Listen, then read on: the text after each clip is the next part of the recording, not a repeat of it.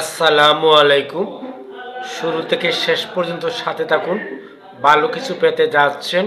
আর ছোট্ট কিছু বিষয় শেয়ার করব আত্মবিশ্বাস নিয়ে। আত্মবিশ্বাস নিয়ে চলতে শিখুন।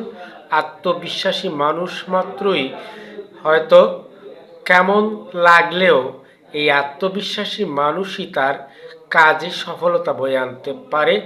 আত্মবিশ্বাস বিশাল শক্তি। এই শক্তিতে বলিয়ান মানুষ মাত্রই সফল মানুষের খ্যাতি অর্জন করে। আপনারা শুনেছেন স্টিভ জবসের নাম। সে চেয়েছিল যে মানুষের মাঝে এমন কিছু সৃষ্টি করব যা মানুষের সেবার শীর্ষে থাকবে, মানুষের জীবনে পরিবর্তন আসবে। তা করতে তিনি সক্ষম হয়েছিলেন কেবল আত্মবিশ্বাসের জোরে। হ্যাঁ, এমনই একটি গল্প শুনি। হাতির শাবককে ছোট্ট একটি রশি দিয়ে বাঁধা ছিল। সেই রশি বাঁধা অবস্থায় সে যখন টেনে হেঁচড়ে ছিঁড়তে পারেনি। এমত অবস্থায় দিন যায়, সময় যায়, গত হয়, বড় হয়, অনেক বড় হয়। এক পর্যায়ে দেখা গেল সে আর সেই রশিটি ছিঁড়তে আর চেষ্টাই করে না, ছিঁড়তে পারে না। মানুষ যখন ভাবে যে বিশাল হাতি কিন্তু ছোট্ট রশি দিয়ে বাঁধা, কিন্তু সে তো চাইলে ছিঁড়তে পারতো, কিন্তু সেটি ছিঁড়তে পারছে না কেন? যে তার মধ্যে আত্মবিশ্বাস হয়েছিল যে এই রশিটি সে ছিঁড়তে পারবে না, কারণ সে বারবার চেষ্টা করেছিল, শাবক অবস্থায় ছিঁড়তে পারেনি। এমত অবস্থায় বড় হয়েছে, তার অনেক শক্তি হয়েছে, তবু তার আত্মবিশ্বাস হয়েছে যে সে এটি ছিঁড়তে পারবে না। সেই আত্মবিশ্বাসে সে পড়েই থাকে। বিরাট শক্তিশালী হলেও সেই ছোট্ট রশিটির তার ছেড়াতে বা ছিঁড়তে আর সক্ষম হয়নি বা চেষ্টাই করে না। এভাবে আত্মবিশ্বাস যখন আপনাকে বর করে রাখবে, তখন দেখবেন সেই আত্মবিশ্বাসের বরে ছোট্ট বিষয়ে আপনি প্রচেষ্টা না করার জন্য সেটিতে আপনি বড় কিছু সফলতা বয়ে আনতে পারেন না।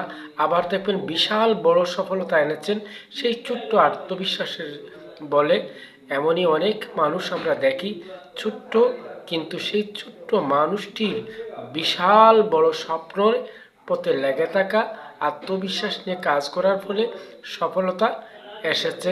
টমাস আলভা এডিসন বারবার ব্যর্থ হয়ে, তার আত্মবিশ্বাস ছিল নতুন কিছু সৃষ্টি করা, সে সৃষ্টি করতে পেরেছে। হ্যাঁ, আমরা শুনেছি আইনস্টাইনের সাথে যে ড্রাইভার থাকতো, সেই ড্রাইভারের আত্মবিশ্বাস ছিল আইনস্টাইনের মতো সে কথা বলতে পারবে। সেও আইনস্টাইনের অভিনয় করে কথা বলে সফলতা পেয়েছে, অর্থাৎ বাহবা পেয়েছে। সে পেরেছে কেবল আত্মবিশ্বাসের জোরে। এইভাবে আমরা অনেক মানুষ, আপনার নোট বা আপনার মাঝে জানা অনেক ব্যক্তি দেখবেন, তার আত্মবিশ্বাসের বলে সে অনেক বড় কাঙ্ক্ষিত স্বপ্ন জয় করতে সক্ষম হয়েছে। ঠিক এই মুহূর্তে আমরা দেখি অনেক মানুষ ভিন্নভাবে অপসংস্কৃতির চর্চা করে সময় নষ্ট করছে। আসলেও জ্ঞানী গুণী উন্নত জাতি সব, তারা নতুন কিছু সৃষ্টির পেছনে আত্মবিশ্বাসের সাথে লেগে আছে। তারা কিন্তু সফল হচ্ছে নিত্য নতুন এবং সৃজনশীল চিন্তার অনুশীলনের ফলে অনেক বড় কিছু করতে পেরেছে। আজকের এই সময় বলে আমরা নতুন কিছু সৃষ্টি করব, নতুন কিছু নিয়ে চিন্তা করব, সৃজনশীল চিন্তায় নিজেকে অনুশীলনে রাখব। তবে দেখবেন এই অনুশীলন বড় কিছু সৃষ্টি করেছে। আত্মবিশ্বাসী হয়ে যে কোনো বিষয় হাতে নিয়ে সেই বিষয়ে লেগে থাকুন ধৈর্যের সাথে, দেখবেন সফলতা আসবে, আসবেই। হ্যাঁ, এত সব গল্প এবং এত সব কথায় যা বলতে চাই, অপসংস্কৃতিতে ডুবে না থেকে নতুন কোনো সৃজনশীল চিন্তা করে সেই সৃজনশীল পেছনে ধৈর্যের সাথে, আত্মবিশ্বাসের সাথে লেগে থাকুন।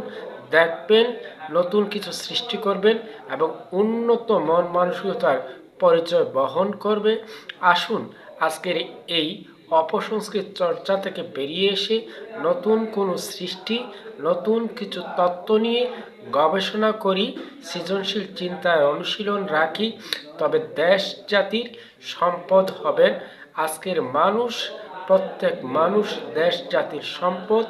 এই সময় আমরা নতুন কিছু চিন্তা করে বা বড় কোনো স্বপ্ন দেখে সেই স্বপ্নে সর্বোচ্চ চেষ্টাটুকু ঢেলে দিয়ে সেবার মানসিকতায় কাজ করি, আপনি হবেন সুনামধন্য, জাতি হবে আপনার জন্য গৌরবান্বিত। সেই সুন্দর জাতি গঠনের জন্য আজই মনোযোগী থাকুন।